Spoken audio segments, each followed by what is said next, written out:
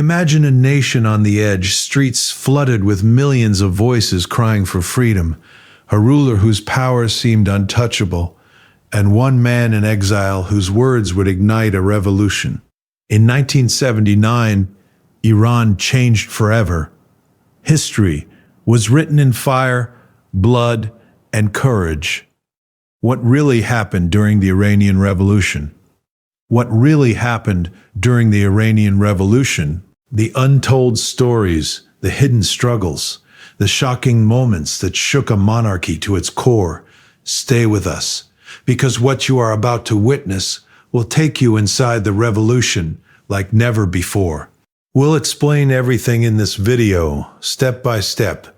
Don't skip it. In the winter of 1979, the world watched as an ancient nation stood at the edge of transformation. The streets of Tehran were no longer quiet avenues of commerce and everyday life.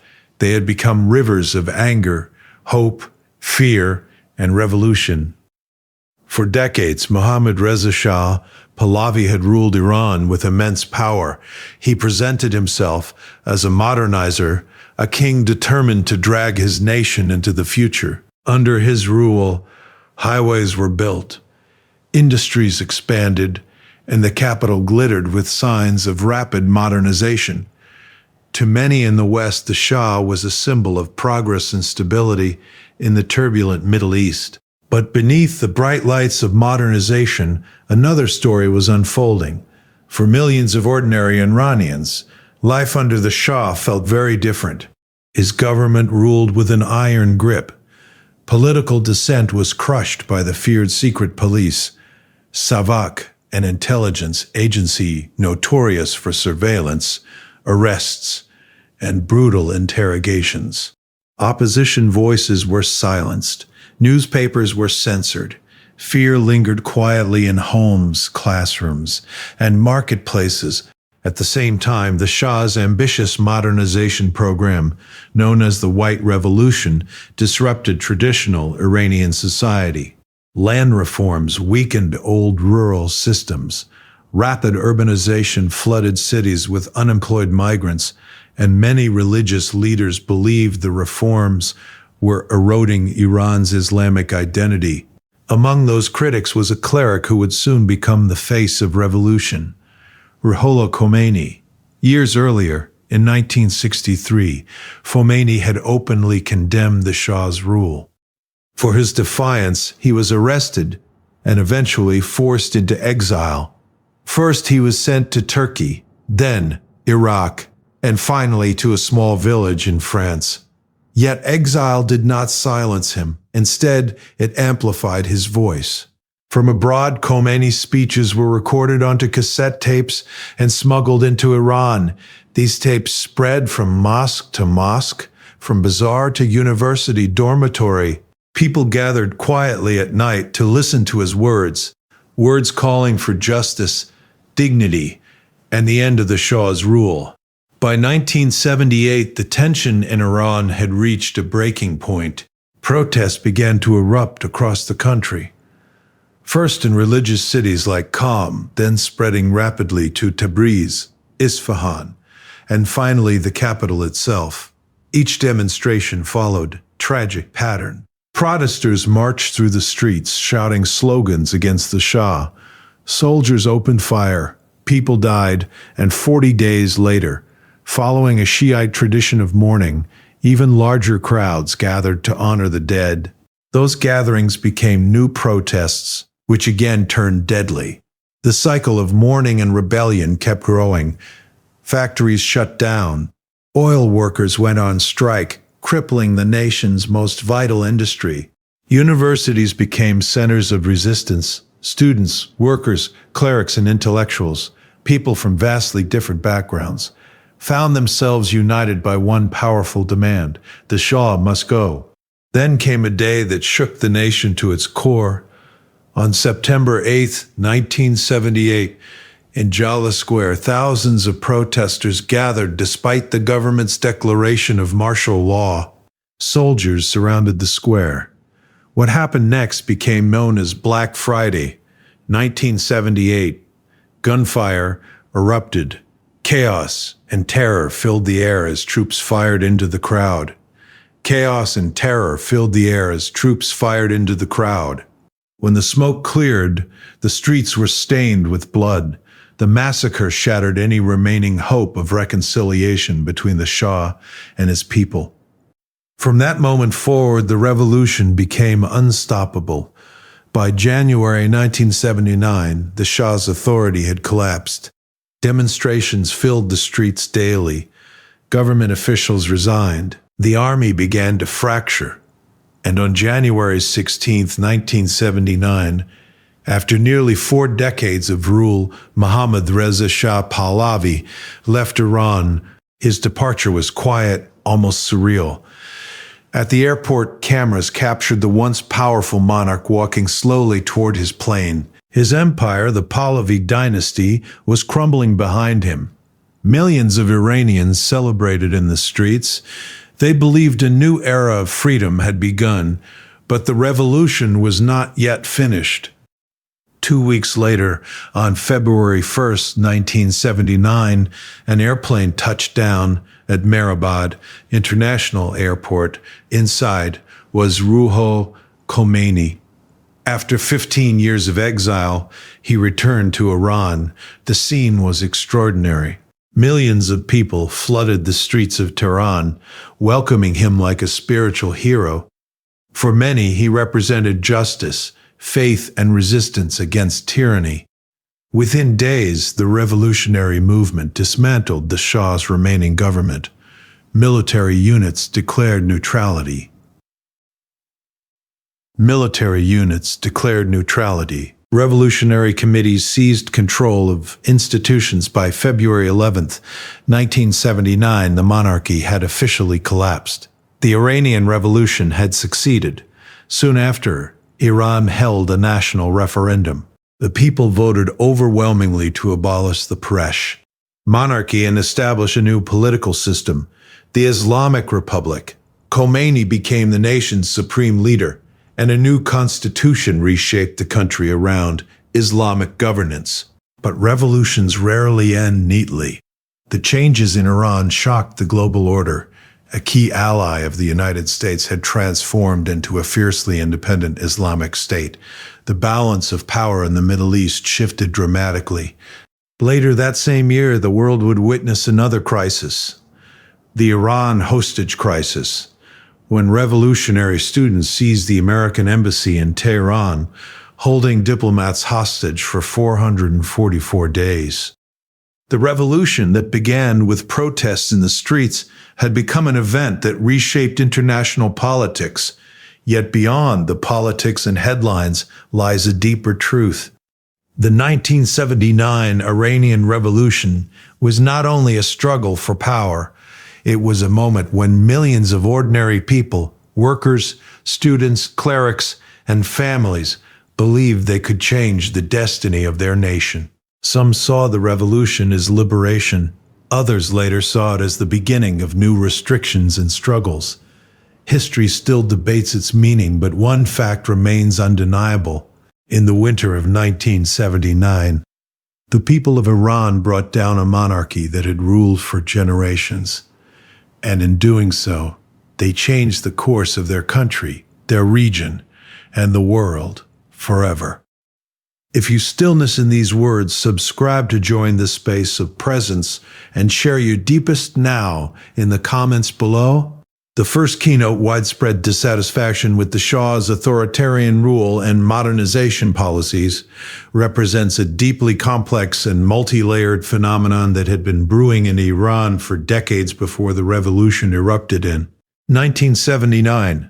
Understanding this dissatisfaction requires us to examine not only the political structures of the time, but also the social, economic, and big cultural changes imposed by Mohammad Reza Shah Pahlavi, which together created a volatile mix of frustration, fear, and ultimately, outrage.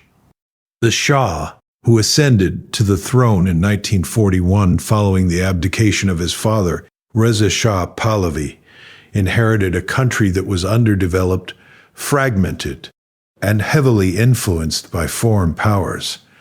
fragmented, and heavily influenced by foreign powers, particularly the British and later the Americans. He envisioned Iran as a modern, industrialized nation that could compete on the global stage, but his vision often came at the expense of ordinary Iranians' freedoms and social stability. One of the most visible manifestations of the Shah's modernization agenda was the White Revolution, launched in 1963. The program aimed to transform Iran's largely agrarian economy through a series of reforms including land redistribution, the promotion of literacy, expansion of healthcare, and industrial growth.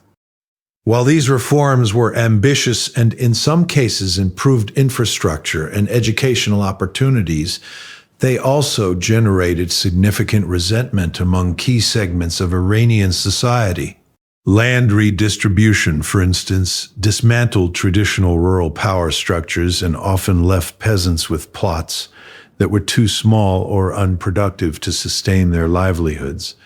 Many landowners lost wealth and influence, while rural workers struggled with instability and uncertain futures. For them, the White Revolution was not a step toward prosperity, but a disruption of centuries-old ways of life. At the same time, the Shah's modernization policies were strongly top-down, heavily influenced by Western models of development, particularly those of the United States. Rapid urbanization drew millions of rural Iranians into cities like Tehran, Mashhad, and Isfahan, where the infrastructure could barely accommodate the influx. Housing shortages, unemployment, and the proliferation of informal settlements created new pressures and resentment among urban populations. The promised benefits of industrial growth and modernization seemed to bypass the very people who were most affected by these changes. Those who had left the countryside in search of opportunity often found themselves living in poverty amid crowded streets, struggling to make a living while witnessing the growing wealth of a small urban elite closely connected to the Shah and his administration. Underlying the social and economic grievances was the authoritarian nature of the Shah's political rule. The Safak, Iran's secret police and intelligence agency, maintained a pervasive presence, monitoring citizens, suppressing political dissent, and employing imprisonment and torture against perceived enemies. Political parties were tightly controlled, opposition voices were silenced, and the press operated under strict censorship. Even the smallest act of defiance could result in harassment or detention. Intellectuals, students, and clerics felt particularly threatened as the Shah sought to consolidate power and eliminate any form of political pluralism. The combination of modernization, repression, and cultural disruption created a sense among many Iranians that their own agency had been eroded, that their voices and traditions were undervalued, and that their country was being reshaped without their consent. Religion also played a central role in the growing dissatisfaction. The Shah's modernization policies often clashed with the traditional values and beliefs of the Iranian people. The rapid secularization of schools, the promotion of Western lifestyles, and the perception that Islamic identity was being marginalized, alienated religious leaders and devout citizens alike. Clerics, particularly those in cities like Qom, viewed the Shah's reforms as an existential threat to the moral and spiritual foundations of Iranian society. They began to articulate a vision of resistance that combined social justice, national sovereignty, and religious adherence, framing the Shah not only as a political oppressor, but as someone undermining the very soul of Iran.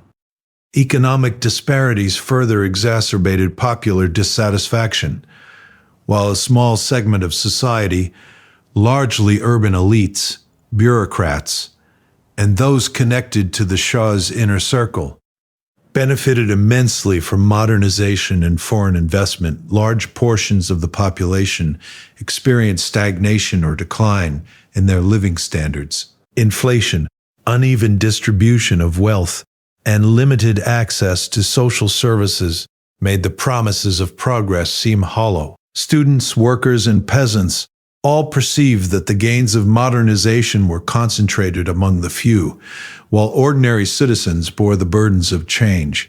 The stark contrast between the flashy modernization projects in Tehran and the hardships of the countryside and urban slums fueled anger and resentment.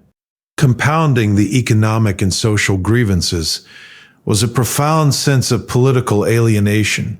The Shah's rule was increasingly seen as illegitimate by ordinary Iranians, particularly after the 1963 demonstrations that followed his early reforms, when security forces violently suppressed protests led by clerics and their followers. These events demonstrated to many Iranians that peaceful appeals for change would be met with force. The perception that the Shah governed with impunity, ignoring the needs and rights of his people, deepened the sense of injustice and motivated citizens across social classes to seek alternative forms of political expression. The media and communication networks, despite censorship, played a role in amplifying dissatisfaction. Underground newspapers, pamphlets, and eventually cassette tapes featuring speeches by exiled clerics like Ruhollah Khomeini spread across the country, offering narratives that contrasted sharply with official propaganda. These messages emphasized social and moral injustice, critiqued Western influence, and called for resistance against the Shah's authoritarianism. For many Iranians, hearing a voice from exile articulate their frustrations validated their own experiences, and galvanized collective action. Generational tensions also contributed to the widespread dissatisfaction. Younger Iranians, particularly university students, grew up witnessing rapid societal transformation and the stark inequalities it produced. They were more likely to question authority, challenge established hierarchies, and demand political participation. This younger generation, empowered by education and connected to global ideas through media and communication networks, became a driving force behind the protests, strikes, and demonstrations that would eventually culminate in the revolution. Cultural shifts heightened the sense of alienation, while the Shah promoted Western fashion, music, and lifestyles. Many Iranians felt that their cultural heritage was being sidelined or commercialized. Traditional arts, religious practices, and community structures seemed to be devalued in favor of urban consumerism and Western norms. This cultural displacement was felt acutely among middle-class families, artisans, and villagers who perceived the country's identity as being reshaped without regard for its history or values. Moreover, the Shah's close ties with foreign powers, particularly the United States and Britain, created a perception that Iran's sovereignty was compromised. The 1953 CIA-backed coup against Mohammad Mossadegh, which restored the Shah's power, remained a lingering memory for many Iranians, symbolizing external interference and the undermining of national self-determination. Economic agreements favoring foreign corporations, coupled with the Shah's embrace of Western advisors and military support, fueled nationalist resentment and deepened the sense that the regime served foreign interests more than the Iranian people. These political, social, economic, and cultural factors intertwined to create an atmosphere of pervasive dissatisfaction. It was a dissatisfaction that transcended social classes, ideological divides, and regional differences, uniting clerics, students, workers, and even some elements of the middle class under a common desire for change. People were not merely opposed to specific policies, They opposed a system in which their voices were marginalized, their traditions undervalued, and their futures uncertain. The dissatisfaction was cumulative, not instantaneous. It had been building over decades. With each failed reform, each act of repression, each economic imbalance, and each perceived slight against Iranian culture, adding another layer to the growing discontent. By the late 1970s, this dissatisfaction reached a tipping point. Ordinary Iranians, long accustomed to quiet endurance, began to take to the streets. Protests became widespread, strikes paralyzed industries, and opposition movements, whether religious, nationalist, or socialist, gained momentum. The Shah's attempts to suppress dissent with force only intensified the anger, proving that authoritarian control could no longer contain the population's frustration. This widespread dissatisfaction was not only about material grievances or political oppression, it was also profoundly emotional and symbolic. It reflected the yearning of millions of Iranians for dignity, agency, and a sense of belonging in the nation's destiny. Every protest, every strike, every whispered conversation about injustice was a testament to the depth of this dissatisfaction and its capacity to transform into collective action capable of overthrowing a monarchy that had seemed unassailable. The convergence of social, political, and economic factors created a volatile environment in which ordinary citizens could envision an alternative to the status quo. In Iran, where power was not concentrated in the hands of a single monarch, where voices could be heard, and where development could occur without alienating the very people it was meant to serve. In this sense, the widespread dissatisfaction with the Shah's authoritarian rule and modernization policies was both the fuel and the moral backbone of the revolutionary movement that would ultimately reshape Iran forever. This dissatisfaction manifested in daily life in countless ways. The anxiety of workers fearing layoffs, the frustration of farmers losing their lands, the anger of students denied political expression, the grief of families mourning victims of state violence, and the spiritual unease of communities feeling their religious values under siege. It spread across cities and villages alike, cutting across ethnic, economic, and regional lines, creating a shared consciousness of injustice that no single act of repression could extinguish. It was a dissatisfaction that was deeply human, rooted in ordinary experiences, amplified by systemic inequities, and expressed through extraordinary courage. People's lives were filled with contradictions. Hope for modernization and better living standards existed alongside fear of political repression. Pride in national identity coexisted with resentment toward perceived foreign domination. Faith in religious traditions mingled with anger at their marginalization in public life. These contradictions created a rich, complex emotional landscape in which the revolution would later take root. The Shah's failure to recognize and address these layers of dissatisfaction ultimately left the government isolated. Advisors urged reforms, but these often came too late or were implemented in ways that deepened resentment rather than alleviating it. The rapid pace of change, combined with authoritarian enforcement, created a perception of the Shah as both distant and unresponsive, a ruler disconnected from the lived realities of his people. As protests grew in intensity and numbers, it became clear that the dissatisfaction was no longer abstract or contained. It had crystallized into a mass movement capable of challenging the monarchy itself. The convergence of social, economic, political, and cultural grievances created a revolutionary energy that could not be ignored. a tide that would eventually sweep away centuries of monarchical rule and replace it with a new vision for the nation's future.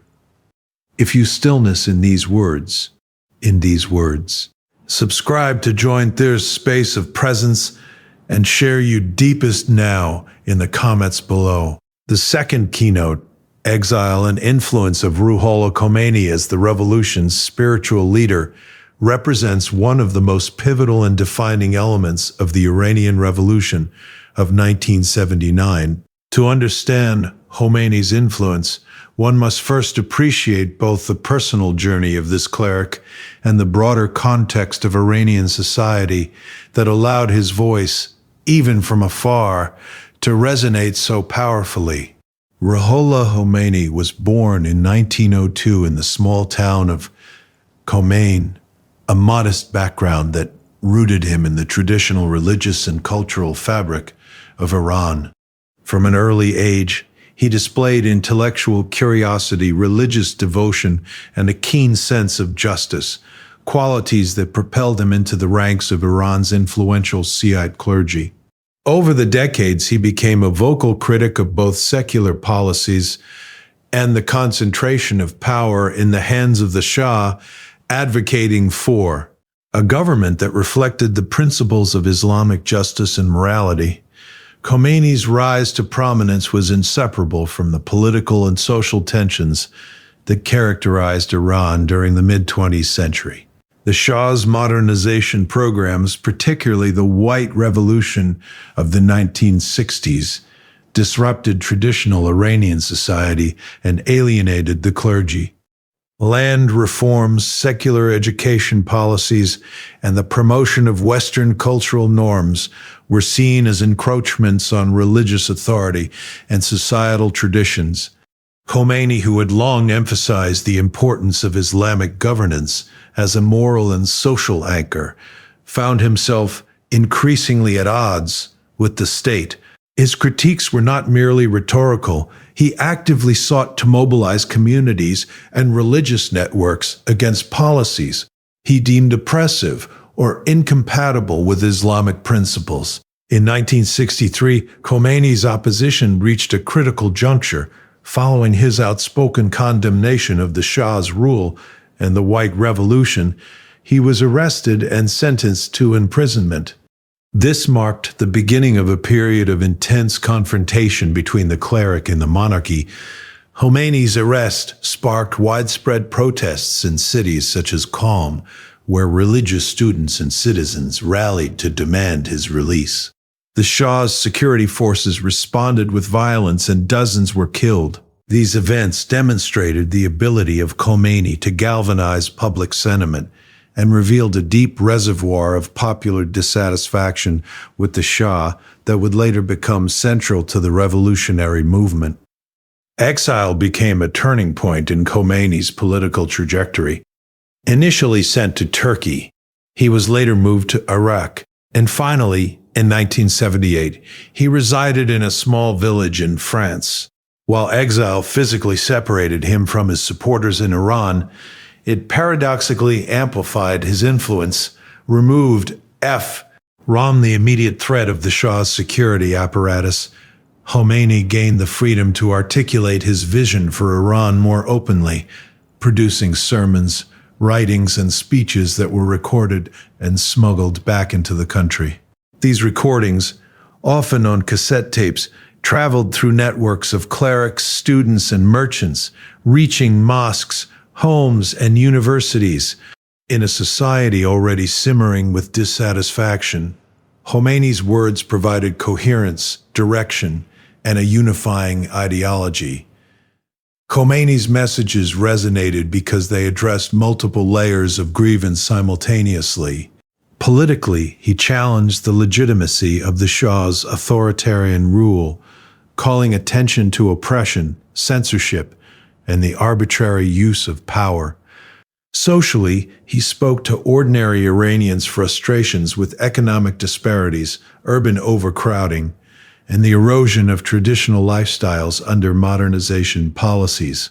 Spiritually, he invoked the authority of Islamic principles, framing the struggle against the Shah as a moral obligation and appealing to the deeply religious identity of many Iranians. By intertwining religion, politics, and social justice, Khomeini's rhetoric transcended class, regional, and generational divides, creating a broad-based movement united under a shared vision of an Islamic-led Iran. The use of modern communication technologies, particularly cassette tapes and newspapers, sympathetic to the revolutionary cause, magnified Khomeini's influence.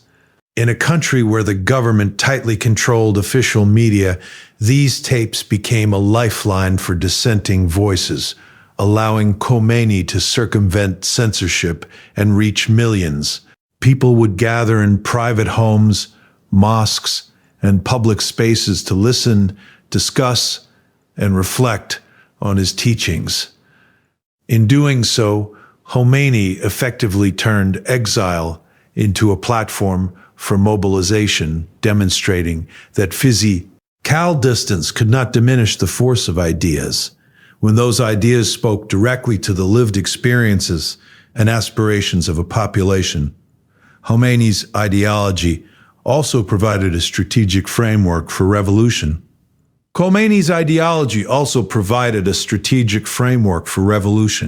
He emphasized the concept of velayat-e faqih, or the governance of the Islamic jurist, arguing that political authority must derive from religious legitimacy and moral responsibility rather than hereditary monarchy or secular institutions. This framework offered a clear alternative to the Shah's rule and provided a roadmap for the post-revolutionary state, which later became the foundation of the Islamic Republic. By articulating a coherent vision of governance, Khomeini transformed abstract dissatisfaction into actionable goals, giving structure and purpose to what might have otherwise been a chaotic or fragmented uprising.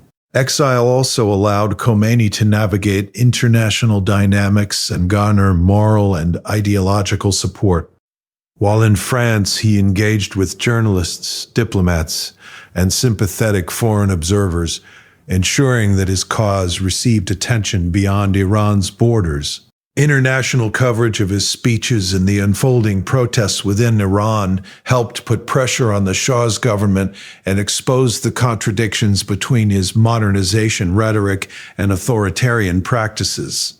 By maintaining a presence on the global stage, Khomeini elevated the Iranian Revolution from a domestic struggle to an event with profound regional and international implications. The cleric's personal charisma, combined with his consistent moral and ethical framing of the struggle, inspired ordinary Iranians to take extraordinary risks. Even before his return to Iran, people were willing to face bullets, arrest, and violence to demonstrate their allegiance to the revolutionary cause. Khomeini's influence was not simply about ideology. It was about embodying a symbol of resistance that validated the sacrifices of millions. This symbolic power was critical in sustaining the momentum of the revolution during periods of intense repression and uncertainty, reinforcing the belief that the movement was both just and inevitable. Khomeini's role as a unifying figure was particularly important in a society fragmented by class, ethnicity, and political ideology. The revolutionary coalition included students, workers, clergy, intellectuals, and even disillusioned members of the Shah's administration. Khomeini's leadership provided a common axis around which these diverse groups could align.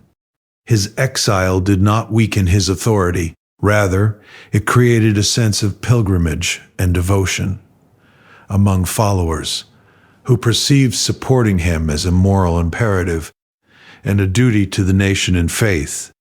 The narrative of the exiled leader returning to liberate his people became a central mythos of the revolution, imbuing it with historical and spiritual significance that transcended immediate political concerns. The cleric's influence extended beyond rhetoric, into organizational and strategic guidance. While Khomeini himself was physically distant, his supporters within Iran established revolutionary committees, underground networks, and coordinated strikes that followed the principles he outlined.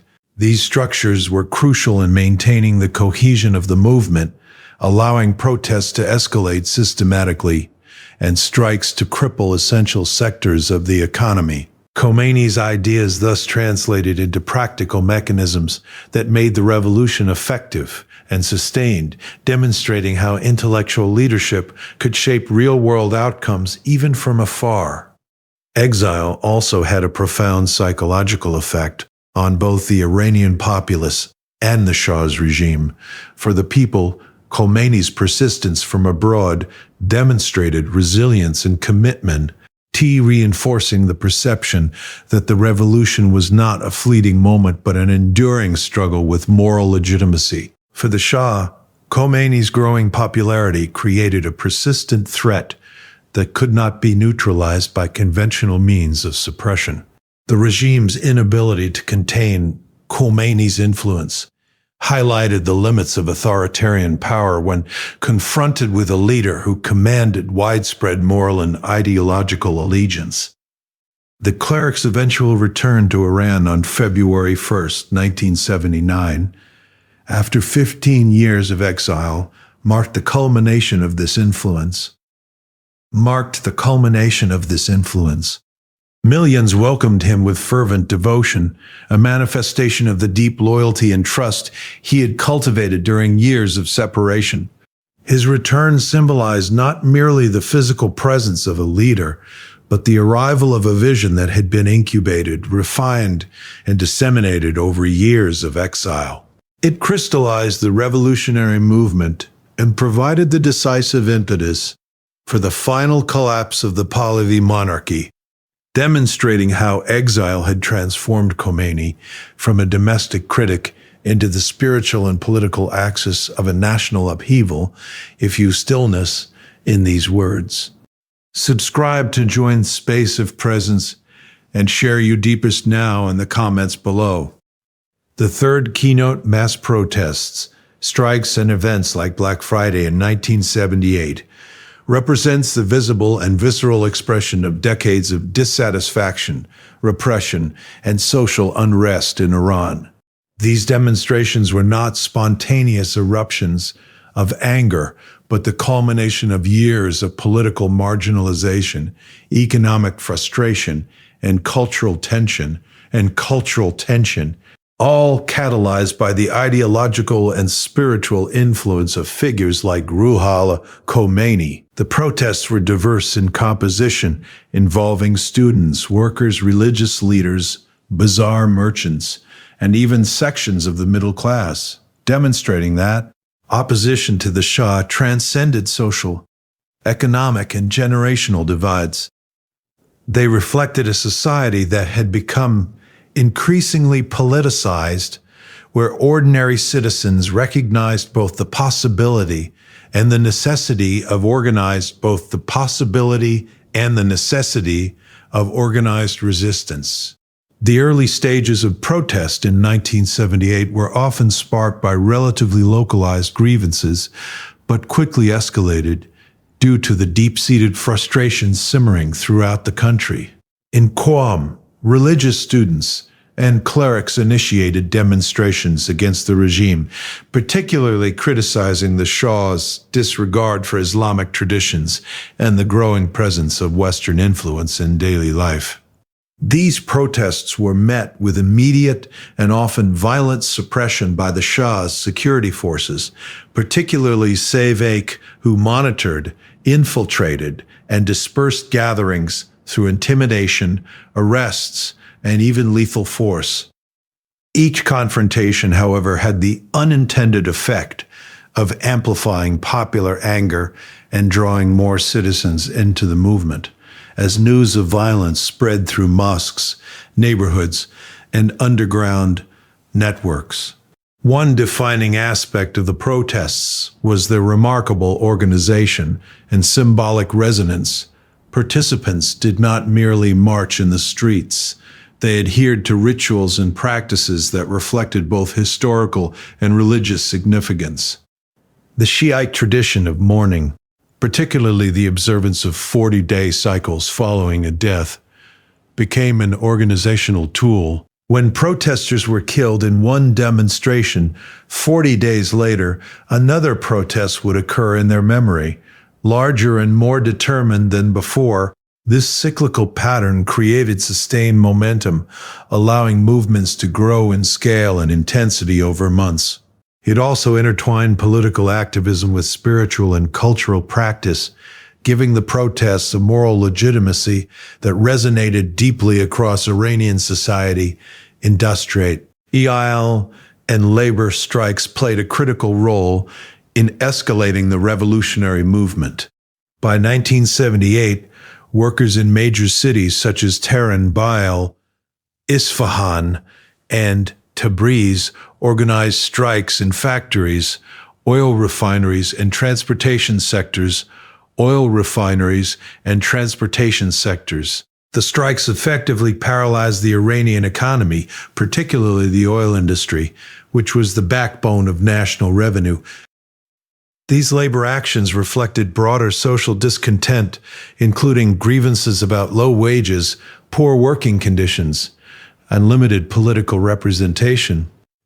They also demonstrated the capacity of ordinary citizens to exert tangible pressure on the regime, illustrating that the revolution was not merely symbolic or ideological, but had the potential to disrupt the very structures of power. The protests also evolved into highly visible confrontations between civilians and the military, often resulting in tragic casualties that further galvanized public sentiment. The most infamous of these confrontations occurred on September 8, 1978, in Jala Square, an event that became known as Black Friday. Tens of thousands of demonstrators had gathered to protest the Shah's regime, despite the imposition of martial law and the presence of heavily armed security forces. Soldiers opened fire into the crowd, killing and wounding hundreds of men, women, and even children. The massacre shocked the nation, creating widespread outrage and marking a turning point in the revolutionary movement. It shattered any remaining perception that peaceful protest could coexist with the Shah's rule, convincing many Iranians that systemic change, not reform, was necessary. Media coverage, both domestic and international, played a crucial role in amplifying the impact of Black Friday and other protests. Even under heavy censorship, news of the violence spread through underground newspapers, word of mouth, and recordings of speeches by Khomeini and other opposition leaders.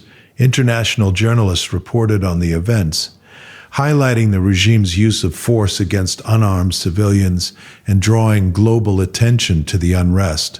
This exposure increased both internal and external pressure on the Shah, while simultaneously validating the concerns of those participating in the protests. Citizens began to see themselves not merely as isolated voices of dissent, but as part of a broader, coordinated struggle for justice and political change.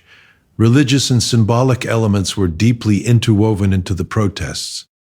Mosques served as both spiritual sanctuaries and organizational hubs, where leaders could plan demonstrations, coordinate strikes, and distribute messages from exiled clerics.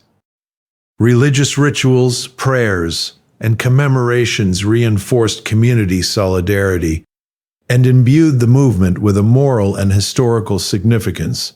The intertwining of political protest with spiritual devotion gave the movement a sense of inevitability and righteousness, reinforcing the perception that the struggle was not only about politics or economics, but also about defending the moral and cultural soul of Iran.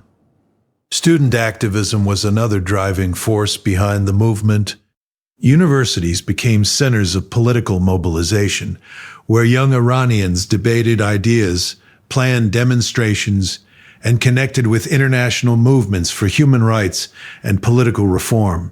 Students often acted as a bridge between urban populations, religious communities, and industrial workers, spreading organizational knowledge, ideological guidance, and logistical support. Their involvement reflected a broader generational shift, with younger Iranians challenging the authority of the Shah and demanding a greater role in determining the future of their country.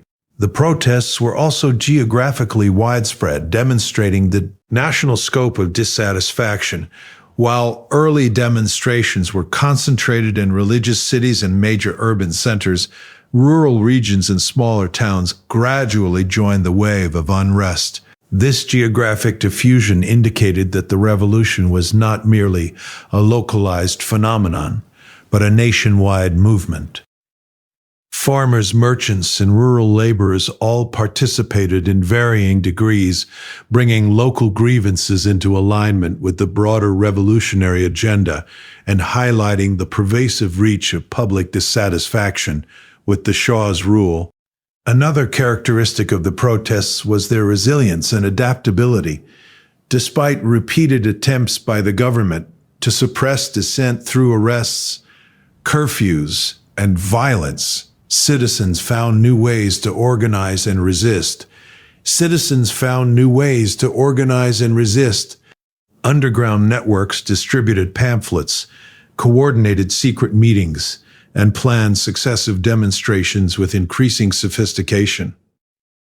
Strikes were timed strategically to maximize economic disruption, while public gatherings were organized to maintain visibility and morale. Each act of repression by the Shah's forces often backfired, provoking further mobilization and demonstrating that the regime's traditional tools of control were losing effectiveness. The combination of strikes, protests, and mass gatherings created a psychological effect that went beyond the immediate political and economic impacts. Ordinary Iranians began to recognize their collective power and the potential to effect systemic change. The scale of participation fostered a sense of solidarity and shared purpose, reinforcing the belief that the revolution was not an abstract or distant concept, but a tangible force emerging from everyday life. This growing consciousness was essential in sustaining the movement through periods of intense repression and uncertainty, providing the moral and organizational momentum that would ultimately bring about the collapse of the monarchy.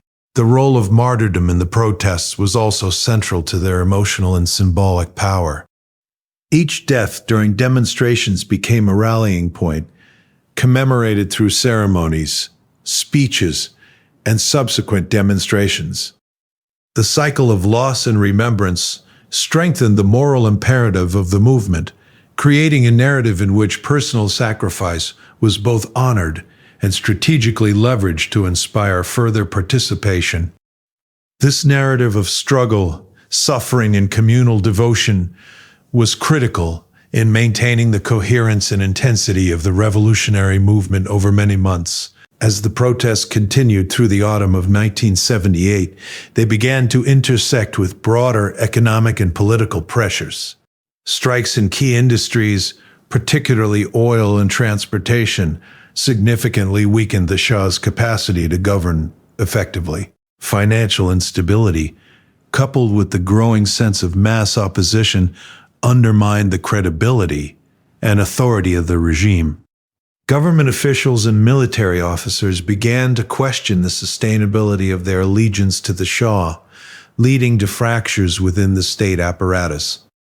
The convergence of street-level activism, economic disruption, and institutional instability created a tipping point in which revolutionary momentum could no longer be contained by conventional measures of control.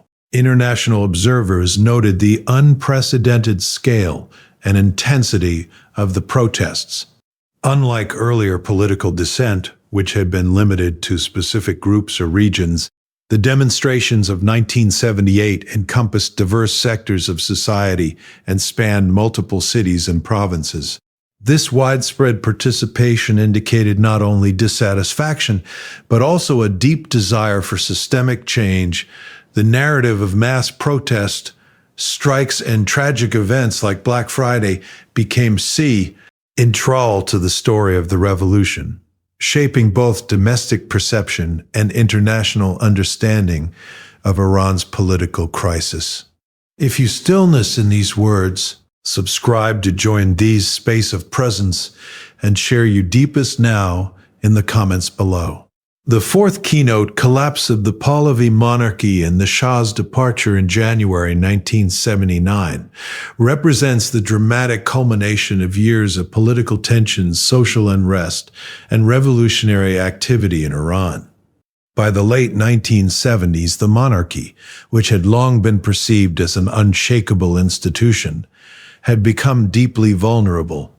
Decades of authoritarian rule, coupled with aggressive modernization policies, economic inequality, and widespread repression, had created a society rife with dissatisfaction. Despite significant investments in military and security forces, the Shah's government was unable to withstand the coordinated pressure exerted by mass protests, strikes, and political opposition. The collapse of the Pahlavi monarchy was not an abrupt or isolated event. It was the inevitable consequence of systemic failures, widespread alienation, and the strategic mobilization of revolutionary forces under the ideological and spiritual guidance of figures like Ruhollah Khomeini. The Pahlavi monarchy, established by Reza Shah Pahlavi, and inherited by his son Mohammad Reza Shah Pahlavi, had long presented itself as a modernizing force capable of transforming Iran into a powerful, industrialized nation. From highways and factories to urban development projects, the Shah sought to project an image of progress and authority. However, these achievements masked deep structural and social problems. Political repression was pervasive, with the Safavid secret police monitoring citizens, silencing opposition, and employing brutal tactics to maintain control. The monarchy's wealth and close ties to foreign power, particularly the United States and Britain, fostered perceptions of corruption, foreign dependence, and illegitimacy. By the late 1970s, the combination of political oppression, economic inequality, and cultural alienation had eroded the monarchy's social base, leaving it increasingly isolated from the Iranian people. By 1978, the revolutionary movement had gained unprecedented momentum. Protests erupted across major cities such as Tehran, Para, Isfahan, Tabriz, and Mashhad. Strikes by industrial workers and oil employees paralyzed critical sectors of the economy. Religious leaders, students, intellectuals, and middle-class citizens joined forces in a broad-based coalition, creating a level of societal mobilization that the Shah had never encountered. The cycle of protest, repression, mourning, and renewed demonstration sustained the revolutionary energy, leaving the government perpetually on the defensive. Each act of violence, such as the Black Friday massacre in Jalal Square, intensified public outrage, and delegitimization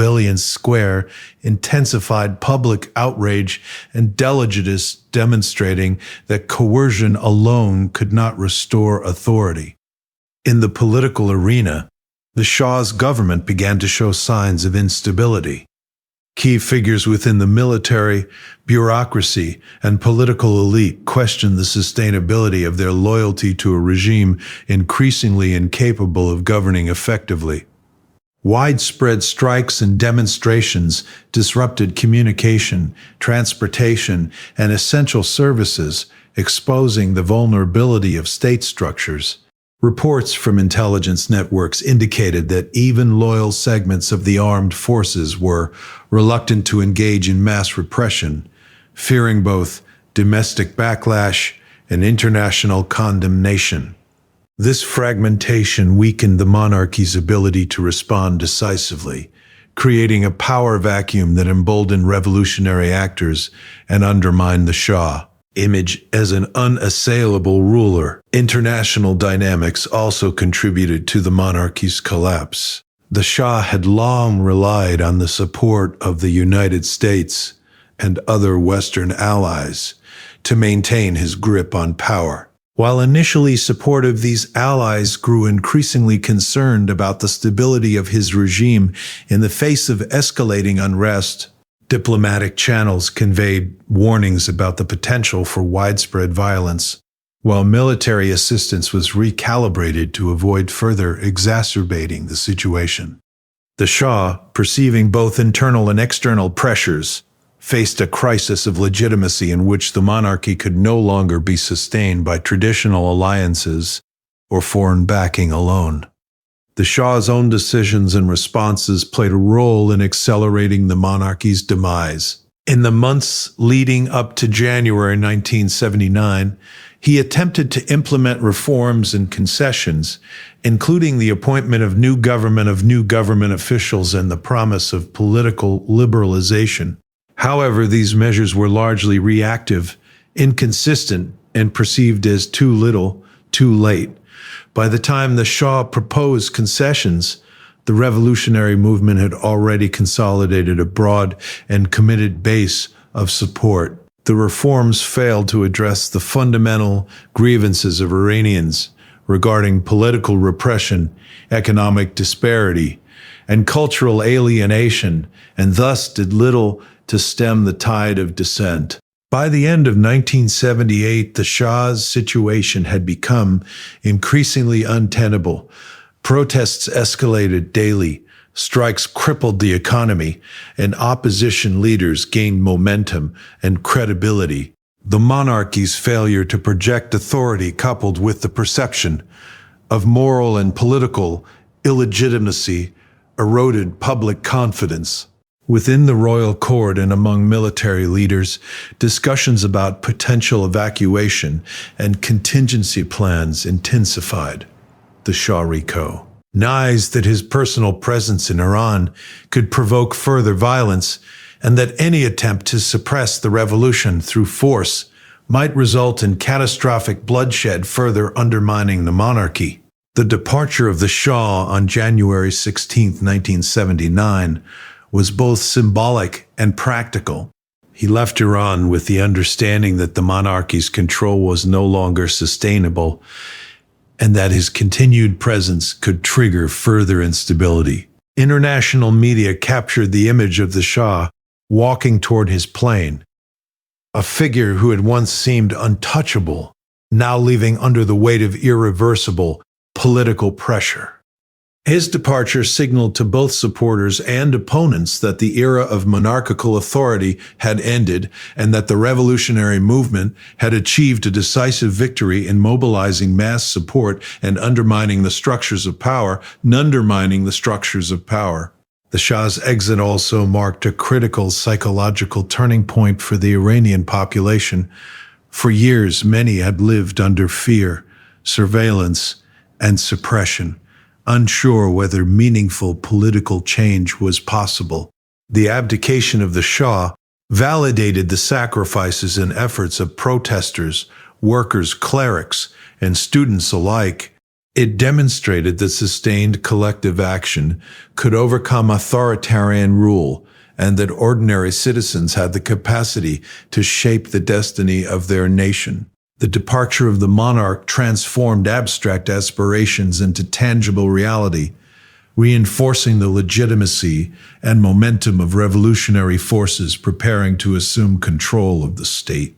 Following the Shah's departure, Iran entered a transitional phase in which revolutionary committees, clerical leaders, and opposition groups began to consolidate power. The vacuum left by the monarchy allowed figures like Ruhollah Khomeini to return from exile with enhanced authority, as the revolutionary infrastructure and public support had already been firmly established. Military and administrative institutions, previously loyal to the Shah, increasingly aligned with the revolutionary cause, or remained neutral, ensuring that the transfer of power could occur without a catastrophic civil conflict. The absence of the monarch made it clear that the old regime could not recover, creating space for the establishment of a new political order grounded in Islamic governance. The collapse of the Pahlavi monarchy also had significant ramifications for the structure and perception of power in Iran. The monarchy had long been intertwined with notions of national identity, modernization, and stability, and its sudden demise forced the Iranian populace to confront the question of what would replace it. The political vacuum created opportunities for both ideological consolidation and contestation. Various revolutionary factions vied to shape the emerging political framework, from secular nationalists to leftist groups to the Islamic leadership under Khomeini. The collapse of the Shah's rule thus initiated not only the removal of an authoritarian figure, but also the broader restructuring of Iran's political and social landscape, a transformation that would have enduring implications for the country and the region. The fall of the monarchy also sent shockwaves through the international community. Iran had been a cornerstone of U.S. and Western strategic interests in the Middle East, serving as both a regional ally and a buffer against Soviet influence. The sudden collapse of the Pahlavi regime created uncertainty regarding regional stability, oil markets, and geopolitical alliances. Diplomats, analysts, and foreign governments closely monitored developments, recognizing that the departure of the Shah was not merely a domestic political event, but a seismic shift with wide-ranging implications for international relations and regional power dynamics. Internally, the collapse of the monarchy transformed the dynamics of civil society. Ordinary citizens who had previously been marginalized, silenced, or intimidated now experienced a renewed sense of agency. The streets, previously sites of repression, became arenas of celebration, dialogue, and political experimentation. Dialogue and political experimentation. Neighborhoods, workplaces, mosques, and universities all participated in shaping the revolutionary discourse, testing the boundaries of the emerging order. This active engagement of civil society underscored the depth of popular investment in the revolutionary process and highlighted the extent to which the collapse of the monarchy had created both opportunities and responsibilities for the Iranian population. The Shah's departure in January 1979 also marked the culmination of a complex interplay of social, political, and cultural forces that had been building for years. It was the product of sustained dissatisfaction, organized protest, ideological guidance, economic disruption, and the strategic mobilization of diverse societal groups. The monarchy, once considered invulnerable, had proven incapable of adapting to the demands of a population seeking dignity, justice, and representation. The departure of Mohammad Reza Shah Pahlavi symbolized not only the end of a dynastic era, but also the irreversible shift of political authority into the hands of revolutionary actors who had successfully harnessed the aspirations, grievances, and energy of millions of Iranians. If you stillness in these words, subscribe to join this space of presence and share your deepest now in the comments below. Thank you for listening, and don't forget to like and subscribe.